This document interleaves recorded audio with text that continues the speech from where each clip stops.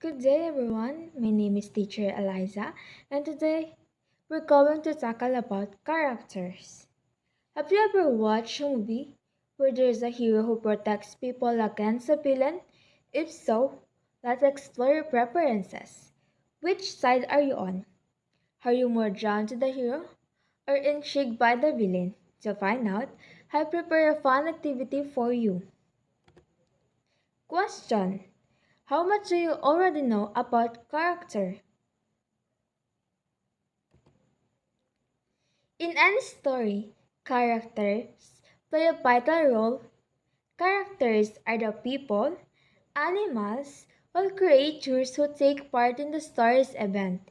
Understanding the characters' roles can help us better understand the story message. And there are two main types of characters. Number one, protagonist. Protagonist is a central character in the story who faces conflicts and drives the plot forward. So this is the main character, often called the hero, or the one the story focuses on. They are usually trying to solve a problem or achieve something. While the other one is antagonist.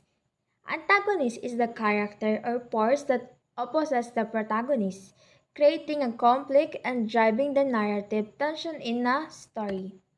So, antagonist is the one creates conflict or obstacle for the protagonist. It is often called the villain, or they are often called the villain or the character that challenges the protagonist. So, the characters can be round or well developed with many traits or flat, simple one dimensional. Also, characters can develop through the story, changing base experiences and events. This change is called character development.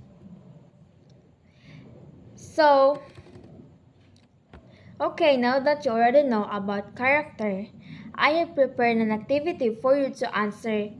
Just scan the code below.